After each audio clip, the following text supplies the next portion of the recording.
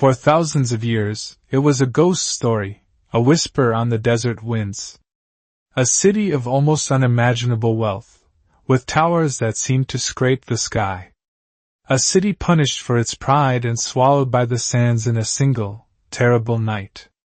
They called it Iram, the Atlantis of the sands. Most believed it was only a legend, a cautionary tale told by travelers circling their fires in the vast emptiness of Arabia. But legends have long memories, and deserts have a way of keeping secrets. In the Quran, Iram is the city of pillars, home of the ancient tribe of Ad. The story is stark: wealth, arrogance, a warning ignored, and then a punishment in the form of a furious wind. For 7 nights and 8 days the storm howled, and when it was over, nothing remained. Iram had vanished. Explorers hunted for it. Historians catalogued it. Skeptics dismissed it. No ruins. No stones. No proof. But centuries later, a historian with a crazy idea, and a team of scientists using eyes in the sky would follow whispers through the dunes, and find something real. This is the story of how myth, memory, and modern science converged, and how a lost world emerged from beneath the sands. To understand Iram, begin with the scent that ruled the ancient world: frankincense. Tears of resin gathered from Naub boswellia trees clinging to cliffs in southern Arabia. The land is harsh. The trees stubborn. But their resin, priceless. For nearly 5 millennia, frankincense was more than a fragrance. It was a conduit to the divine. In temples from Egypt to Judea, from the palaces of Rome to the courts of India, its smoke carried prayers to heaven. Priests demanded it. Emperors flaunted it. Merchants risked their lives to move it. Value fuels routes. And routes birth cities. From the Dhofar region of today's Oman, caravans loaded with resin wound north and west, across Yemen, up through the Hijaz, skirting great deserts, bound for ports and empires. This web of paths became known as the incense route. But the incense trade wasn't a simple line on a map. It was logistics. Water. Protection. Taxes. Guides who knew where a hidden well lay one dune crest away from death. Every caravan needed safe havens and staging posts, places to gather, rest, resupply, pay duties, and trade. Where routes converge, towns rise. Where gates and wells stand, power accumulates. In the heart of this system, storytellers placed the city, Iram, the radiant hub, rich beyond measure. And yet, memory is messy. In popular usage, the name Ubar intertwines with Iram. Some say Ubar is the region, the wider trade network. Others say Ubar was a principal city. Still others claim Iram and Ubar are the same idea, seen through different lenses. The debate persists, but the essential point is this: there was wealth here. Enormous wealth. And wherever wealth pools in a desert, history tends to leave a mark. Unless the desert erases it first. The legend survives because it was written and retold. It threads through pre-Islamic poetry, lives in travelers' tales, and is crystallized in the Quran. The Quran speaks of the people of Ad, powerful, proud, and warned by the prophet Hud. It describes Iram as of the pillars, a phrase that anchors imaginations. Pillars, of what? Of palaces and towers? Of tents and monumental posts? Of a grand colonnaded gate? The text is evocative, not architectural. Later storytellers, some collected in 8001 Nights, paint the city in lavish colors. Golden-laid walls. Gem-studded pillars. Gardens blooming where no garden should. A king named Shaddad who defied heaven by building paradise on earth. Is any of this literally true? Perhaps not. But legends often preserve the shape of something real. Modern scholars caution us, Iram might not have been a single glittering metropolis. It might have been a region, a network of strongholds and wells, each feeding the caravan web. Or it could have been one principal node, magnified in memory across centuries. What matters is that the story speaks of convergence, of power and wealth accumulating where routes meet. If we could find where those routes converged, perhaps we could find the truth behind the myth. A 2nd century geographer named Ptolemy sketched the world as he knew it: coastlines, settlements, and roads, distorted by distance but rich with clues. Centuries later, a researcher would look at that map, then look at the modern desert, and ask a radical question: what if the roads never really vanished? What if they still scar the earth, too faint for the eye, but not for a machine? That question would lead to NASA, to radar, and to the first ghostly lines revealing themselves across the empty quarter. Before satellites, the hunt relied on grit and guesswork. In the early 20th century, the Arabian interior was one of the last great blanks on European maps. The people who tried to fill it became legends in their own right. In 1930, Bertram Thomas crossed the empty quarter and gathered fragments of local lore. Ubar, a name that surfaced in tales of lost places and ancient kings. He compiled stories, sketched routes, and suspected that somewhere in the south, the ruins of a great place must sleep. St. John Philby followed, methodical and relentless. He mapped. He listened. He came close to wells and outposts that would matter later, but the desert can hide a city beneath a single line of dew shadow. T. Lawrence called it the Atlantis of the sands, and dreamed of finding it. But he died before he could mount a serious search.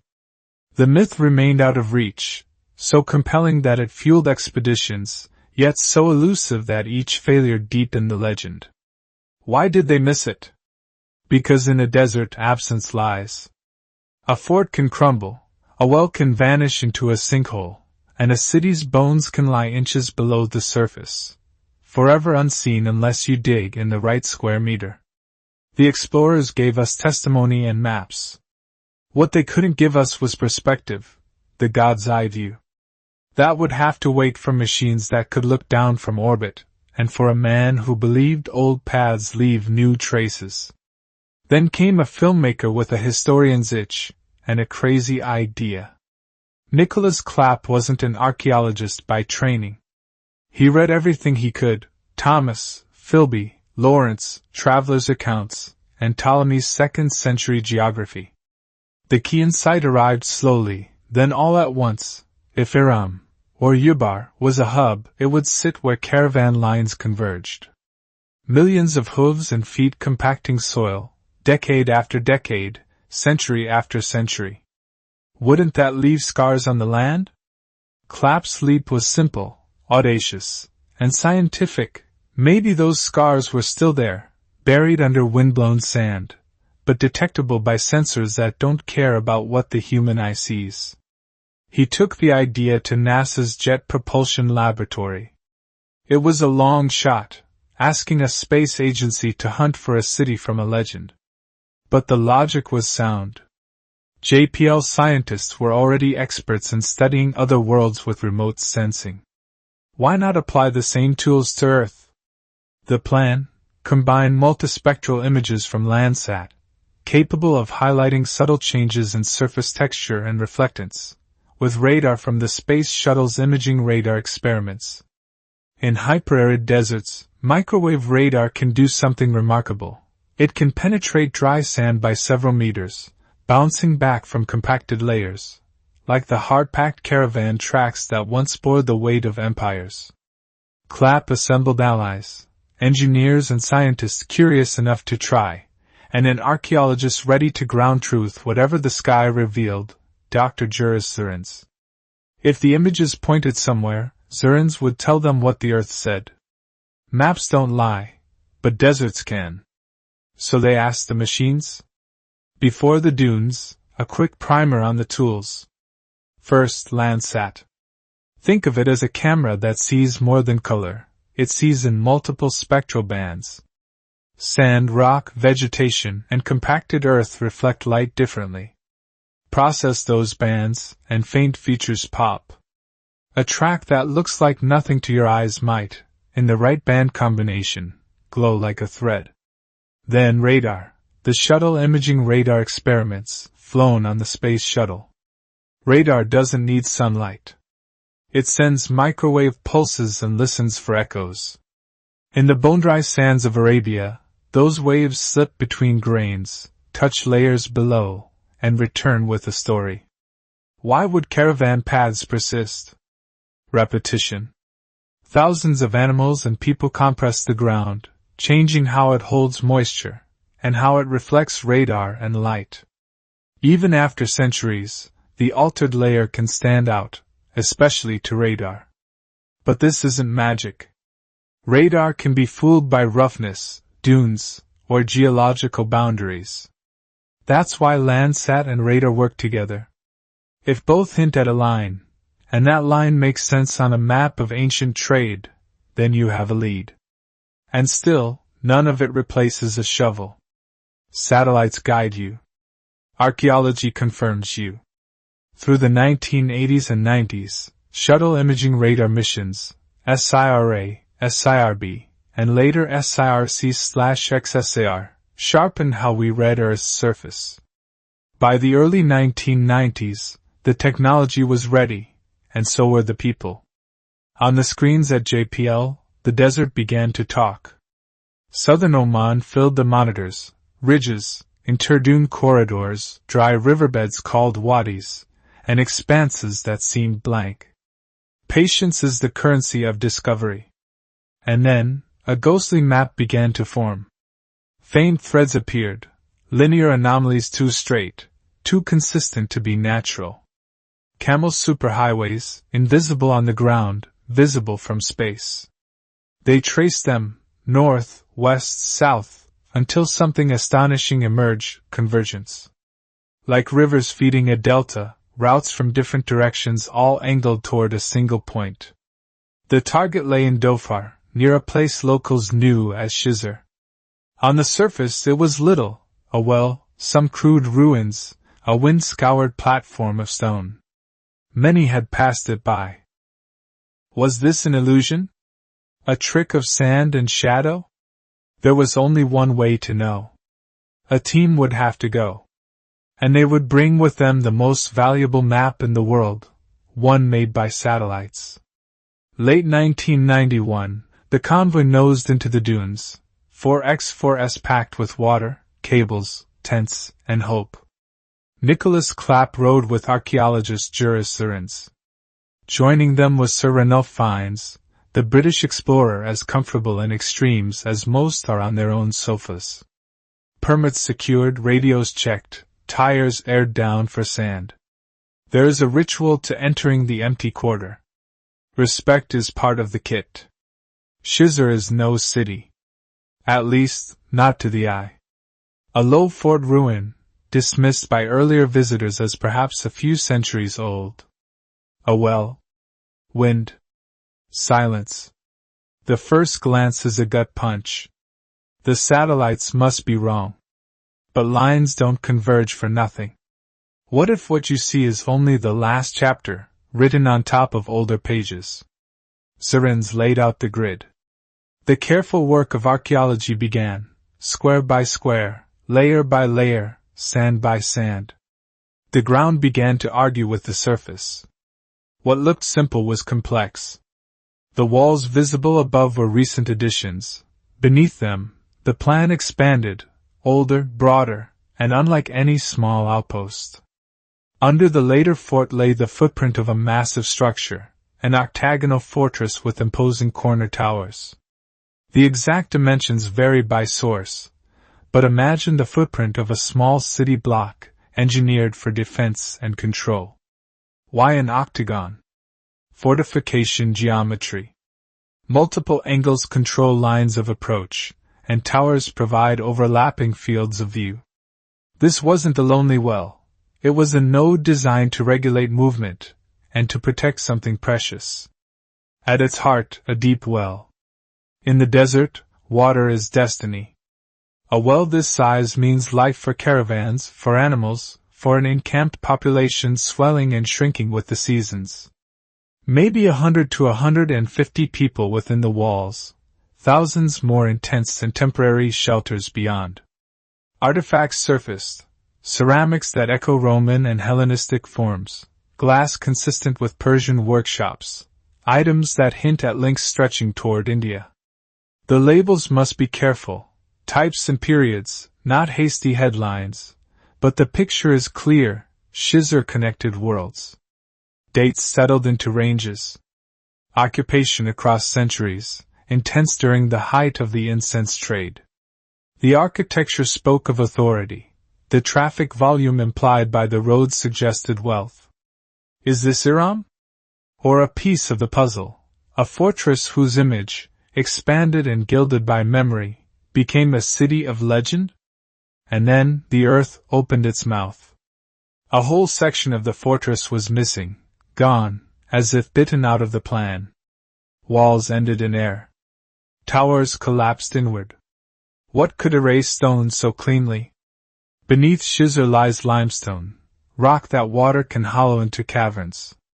For centuries, drawing water from the well may have thinned the cavern's roof. Add time, perhaps a tremor, and collapse. A sinkhole. Not a poetic metaphor, but a geological event. To witnesses, it would have looked like the judgment of heaven. To travelers who found the ruins later, it would have seemed the ground itself had devoured a city. Swallowed by the sands, the story says. Sometimes, the story is more literal than we think. The collapse explains the ruin. It explains the fear. It explains the memory. In February 1992, the team announced the Shisr findings. Headlines were irresistible. But careful framing matters. What do we call this place? Iram? Ubar? Or both? Names carry power. They also carry confusion. Iram of the Pillars appears in the Quran. Ubar surfaces in medieval geography and in oral traditions collected by explorers. Some argue Ubar referred to a larger region or polity, perhaps the land controlled by a powerful tribe. Others see Ubar as the name of a principal settlement, a node on the incense network that commanded routes and wells. Then there's Shisr, the specific site where the bones of a fortress lie. Here's a careful way to frame it. Shisr is the excavated fortress and well complex, archaeologically attested. Ubar is possibly the broader economic footprint, or a network hub whose identity persisted in regional memory. Iram is the mythicized memory, anchored in scripture and story, of a power center. Of the pillars, interpreted as towers or monumental posts. This framework doesn't settle the debate, it organizes it. It leaves room for Shisr to be a key piece, perhaps the piece that made the legend durable, without insisting that one ruin equals one myth, perfectly mapped. The desert rarely yields neat answers. What we can say with confidence, Shisr controlled water and passage in a region critical to the frankincense trade. It bore towers, pillars in the functional sense, guarding wealth and motion. It collapsed in a way that would sear itself into communal memory. And it sits precisely where ancient paths converge. If you're searching for the historical core behind a legend, those are strong coordinates. This wasn't just a find, it helped launch a discipline. Space archaeology is less about space and more about perspective, using remote sensing to tease out the faintest signatures of past lives. In Southeast Asia, lasers fired from aircraft, LiDAR, stripped away jungle canopies to reveal the full urban sprawl of Angkor. What seemed like isolated temples resolved into a network of roads, reservoirs, and neighborhoods, a true metropolis. Across the Maya lowlands, LiDAR mapped ancient causeways and dense settlement patterns connecting sites over hundreds of kilometers, rewriting our understanding of scale and complexity. In Egypt and the Middle East, satellite imagery and synthetic aperture radar helped track buried riverbeds, long-dead canal lines, and subtle tells, those mounds that mark human occupation. In deserts, dryness becomes an ally. Moisture differences, compaction, and microorography leave secrets for sensors to find. New tools push further. Hyperspectral sensors discern mineral fingerprints, ancient kilns, slag heaps, and quarry scars emerge by their spectral signatures. An AI, trained on known sites, now combs vast mosaics to spot patterns humans miss, scanning in hours what once took years. But all these miracles come with caveats. Remote sensing suggests, it does not declare. A line that glows on screen can be a dune ripple, a tractor path, or the memory of a caravan road. That's why the ground, the trowel, the trench, the sherd, remains the court of final appeal. Shisr stands near the dawn of this discipline's public imagination, a proof of concept that electrified both scientists and storytellers. The Atlantis of the Sands headline was irresistible. The underlying shift was even more important. We had learned to listen to landscapes at scales and sensitivities no human eye could match. And that ability invites a different kind of storytelling, richer, humbler, more precise. Imagine a day when the fortress stood. The desert is cold before sunrise. Within the octagonal walls, watchmen end their shift. At the central well, a crew draws water, measured, rationed, and recorded. Outside the walls, the first caravans loom from the dim, shapes that resolve into dozens of camels, each carrying sacks of resin and goods from far horizons. The gate opens. Guards check seals. A scribe marks quantities and origins. Duties are paid in kind or coin. In exchange, water, fodder, protection, rest. The city, if we dare call it that, is seasonal, elastic. It swells when the caravans arrive, contracts and lull periods. Its true walls are not stone but influence.